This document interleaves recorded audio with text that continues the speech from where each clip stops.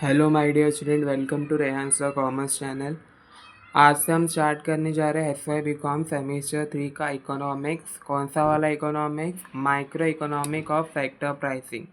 आपको हर एक इकोनॉमिक्स है, वो इकोनॉमिक्स का नाम है fundamental of money and banking. और एक 3 इकोनॉमिक्स है एज पर NAP 2020। बट मैं जो इकोनॉमिक्स पढ़ा रहा हूँ ये मेजर इकोनॉमिक्स है, ठीक है। और वो इकोनॉमिक का नाम है micro economic of factor pricing. इसके प्रीवियस लेक्चर में हमने डिस्कस किया था इसका सिलेबस और पेपर पैटर्न। सो आज के लेक्चर में हम स्टार्ट कर रहे हैं chapter number 1, that is land and rate. Land यानी ज़मीन, रेट यानी आप लोग को पता है, ठीक है। आज का हमारा टॉपिक नंबर 1 है for demand for supply, demand and supply for of land, ठीक है। एक तरीके का demand and supply of land. So सबसे पहले हम इसका इंट्रोडक्शन देखते हैं। क्या लिखा हुआ है? The term land is an demand for supply and land, supply of land आज का हमारा टॉपिक है। Demand and supply of land रख देते, चलो। The term land in a broad sense included all the national resources. Land को किसका term दिया गया है कि लैंड पे मतलब ज़मीन पर हम क्या उगाते हैं? नेशनल रिसोर्सेज, जैसे कि प्लांट, ट्रीज, वो एक ही चीज़ हो गई। अपने ज़मीन पर ज़्यादातर क्या उगते हैं? National resources. तो एक तरह की ज़मीन भी एक नेशनल रिसोर्स ही, हम अगर उसको तोड़ फोड़ के रिटर्न बनाया जाता है इन इंसानों द्वारा। मगर जो टर्म लैंड बोला है वो बोर्ड किससे हुआ है? ऑल इंक्लूडेड नेशनल रिसोर्सेज से। For our discussion it compare of comprises of dry part of the earth which is used for cultivation and other uses। अपने डिस्कशन के लिए लैंड को किससे कंपेयर किया गया है? ड्राई पार्ट ऑफ अर्थ से जो है लैंड को कंपेयर किया गया है। वो किसके लिए यूज़ होता है? Dry part of earth cultivation के लिए, मतलब फार्मिंग के लिए हो गया। एंड अदर यूजेस जैसे अपन ज़मीन पर अपन बिल्डिंग बना लेते हैं, फैक्ट्रीज बन जाती है, घर बन जाते हैं, राइट। और बहुत सारी चीज़ ज़मीन पे बन जाती है, राइट। तो कल्टीवेशन के साथ साथ अदर यूज़ के लिए भी ड्राई पार्ट ऑफ लैंड क्या होता है? यूज़ होता है, ठीक है। अभी जो अपन घर में रहते हैं वो घर किधर है? बिल्डिंग के अंदर है। तो बिल्डिंग जो है वो पानी के ऊपर तो नहीं खड़ी है ना, ज़मीन के ऊपर खड़ी है। तो वो भी क्या है? ज़मीन का हिस्सा है। तो इधर अपने को किससे कंपेयर किया गया है? लैंड का ड्राई पार्ट ऑफ अर्थ, ठीक है। लैंड को किससे कंपेयर किया अपने कंपैरिजन के लिए? Dry part of the earth, यानी अर्थ का सूखा हिस्सा। अभी हम पढ़ने जा रहे हैं demand for land. See demand for land जो होता है, लैंड जो होता है वो इलास्टिक इन नेचर होता है। इलास्टिक इन नेचर मतलब रेंट यानी लैंड का प्राइस इंक्रीज होगा तो डिमांड क्या हो जाएगा? डिक्रीज हो जाएंगे। सिर्फ लैंड के लिए नहीं है, बाकियों के लिए भी होता है, राइट। अपने को कहाँ भी सस्ता सामान मिल गया तो अपन जाके खरीद लेते हैं, राइट। तो वैसे ही लैंड के लिए भी जब लैंड फॉर डिमांड जो होता है वो इलास्टिक इन नेचर होता है। मतलब कि जब प्राइस जब उस ज़मीन का बढ़ता है, मतलब लैंड का जब प्राइस इंक्रीज होता है तो डिमांड क्या हो जाता है? डिक्रीज हो जाता है। और जब प्राइस डिक्रीज रहता है ना, प्राइस कम रहता है वो चीज़ का, तो डिमांड क्या हो जाता है? इंक्रीज हो जाता है। तो ये डिमांड फॉर लैंड क्या है? इलास्टिक इन नेचर है। Demand for land is elastic depending on it price. See elastic depending on this price. Depending on it price मतलब अगर आप डिमांड लैंड का प्राइस ज़्यादा है, ज़मीन का प्राइस ज़्यादा है तो डिमांड कम है। अगर ज़मीन का प्राइस कम है तो डिमांड क्या है? ज़्यादा है। वैसा वर्षा भी बोल सकते हैं। And also based on the purpose of the use of land.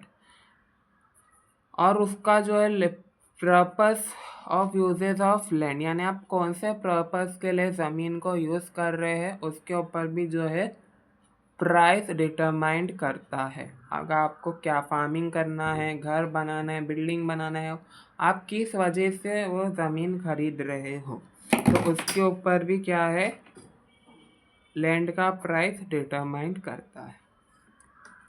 आगे बढ़ते हैं।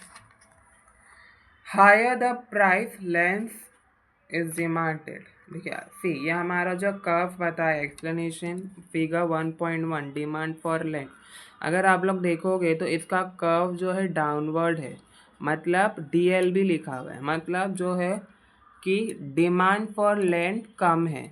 क्यों कम है? क्योंकि प्राइस ज़्यादा है। इधर साफ साफ लिखा हुआ है higher the price less in demand. अगर प्राइस कम होता तो डिमांड ज़्यादा होता, वाइसा वर्सा। हमारा कर्व डाउनवर्ड आ रहा है, मतलब डिमांड फॉर लैंड कम है। क्यों? क्योंकि प्राइस जो है वो हाई है। तो डिमांड फॉर लैंड सबको समझा, डिमांड का समझा सबको। अभी हम जाएंगे सप्लाई ऑफ लैंड पर। सप्लाई ऑफ लैंड के ऊपर सी, इंडिविजुअल यूजेस के लिए जो सप्लाई ऑफ लैंड होता है वो इलास्टिक होता है। मतलब इंडिविजुअल यानी मैं हो गया, आप लोग हो गया, आप लोग हो गए, ठीक है। तो ज़मीन का जो सप्लाई होता है वो इलास्टिक होता है। इलास्टिक मतलब अपन जो है स्टार्टिंग में ज़मीन मतलब लैंड, एक कारण के वजह से, फॉर एग्जांपल मैंने फार्मिंग के लिए लैंड खरीदा। अब मेरे फार्मिंग करके मेरा मन जो है वो उग गया। अब मैंने सोचा कि वो जो ज़मीन पे मैंने फार्मिंग करा वो उस ज़मीन पे मैं घर बना दूँ। तो मैंने ज़मीन कितनी खरीदा? एक ही खरीदा, राइट। उस ज़मीन पे मैंने पहले फार्मिंग करा, उसके बाद अभी मेरा मन कर रहा है कि मैं उस ज़मीन पर घर बना दूँ, ठीक है। तो सप्लाई मतलब लैंड का सप्लाई डबल हो गया। मैंने ज़मीन तो एक खरीदा था, मगर अभी मैं उसको 2-3 चीज़ के लिए यूज़ कर सकता हूँ। तो सप्लाई ऑफ लैंड मतलब लैंड का सप्लाई जो होता है वो इलास्टिक होता है, राइट। अभी हम हर एक इंडिविजुअल के ऊपर बेस होता है वो किस कारण के वजह। तो इंडिविजुअल्स के लिए सप्लाई ऑफ लैंड क्या होता है? इलास्टिक होता है। क्यों? क्योंकि वो आसानी से शिफ्ट हो सकता है from one use to another use, ठीक है। पहले मैंने आपको जैसे बताया, पहले मैं उस पर फार्मिंग कर रहा था, फिर उसके बाद मैं फार्मिंग छोड़ के उसके ऊपर मैं घर बना दिया, तो आसानी से शिफ्ट हो गया, राइट। तो सप्लाई ऑफ लैंड जो है वो आसानी से शिफ्ट हो सकता है from one use to another. C, supply of land in macro sense. What is the meaning of macro? अपने 12th में पढ़ा, 13 में भी पढ़ा। Macro means whole economic, in the economic, right. तो supply of land in macro sense मतलब macro sense से in elastic है, ठीक है। सी, अब शोन इन फिगर 1.2, ठीक है। अब अपने को फिगर 1.2 में क्या बता रहा है? ये वर्टिकल लाइन है। वर्टिकल लाइन क्या बता रही है अपने को? Total land is fixed. ये अपना सप्लाई है S और ये अपना लैंड है। तो टोटल लैंड इज फिक्स, तो ये अपना क्या बता रहा है? वो बता रहे हैं।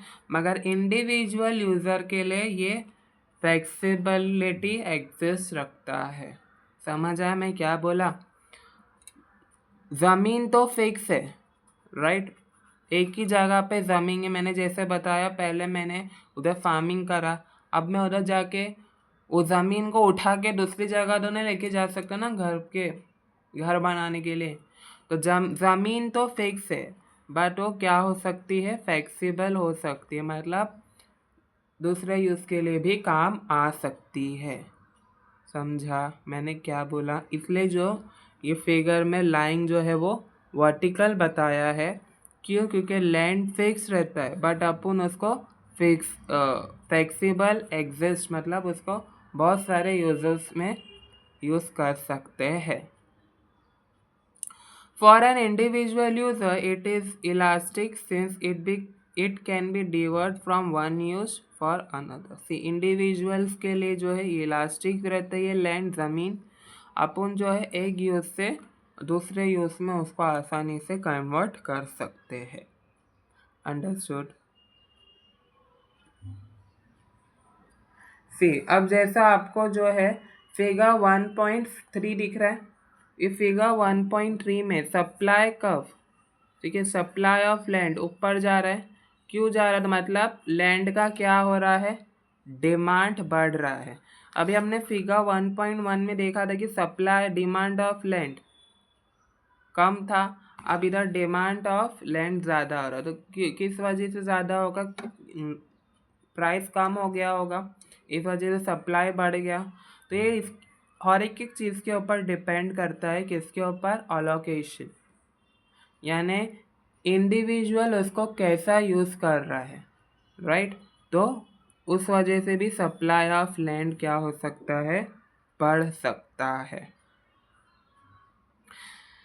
For an individual the price rent is determined by interaction of demand and supply as shown in figure 1.4। Individual के लिए, इंडिविजुअल यानी मैंने आपको स्टार्टिंग में बताया, मैं आप लोग भी, ठीक है, हम इंडिविजुअल है, एक तो नहीं है, राइट। अभी पूरे दुनिया में हर एक इंसान इंडिविजुअल ही है ना। For an individual, the price rent is determined by interaction of demand and supply। मतलब हर एक इंडिविजुअल के लिए प्राइस किसके ऊपर डिपेंड करता है? डिमांड के ऊपर और सप्लाई के ऊपर। यानी जैसे वो डिमांड करेगा, राइट, उसको कैसे हिसाब से, किस कारण के वजह से पर्पस के लिए ज़मीन खरीदना है, राइट, तो उसके ऊपर भी प्राइस वो करता है, डिटरमाइन करता है, राइट। सप्लाई के ऊपर डिटरमाइन करता है भी, जैसे मैंने बताया पहले मैंने फार्मिंग करा, अब फार्मिंग से मेरा मन उग गया, अब मैं उसके ऊपर, तो वो सप्लाई, अब घर बनाने के लिए पैसा तो लगेगा ना, तो उसके ऊपर भी वो करता है, ठीक है। अगर अभी आप लोग फिगर 1.4 देखोगे तो ये अपना क्या है, डिमांड कर्व है। ये जो कर्व दिख रहा है अपना डिमांड कर्व है, और ये जो कर्व दिख रहा है ये अपना सप्लाई कर्व है, ठीक है।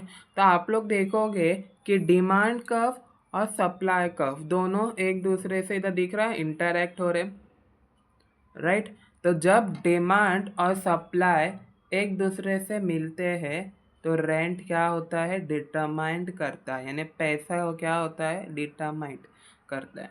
तो डिटरमाइंड का मतलब ये होता है कि डिमांड भी सेम है और सप्लाई भी सेम है, ठीक है। ना तो डिमांड ज़्यादा है ना तो सप्लाई कम है, उसी का मतलब होता है इनक्लूबियम, भी आप लोग एक तरीके से बोल सकते हो, ठीक है। अगर आपका अगर आपका अपने स्टार्टिंग में क्या पढ़ा था, अगर प्राइस ज़्यादा है तो डिमांड कम था, राइट, प्राइस कम है तो डिमांड ज़्यादा। बट इधर क्या हो रहा है कि दोनों एक ही है, डिमांड भी सेम है और सप्लाई ऑफ लैंड भी सेम है, तो वो क्या हो रहा है, डिटरमाइंड कर रहा है, समझा। तो प्राइस इसका क्या करेगा, प्राइस इज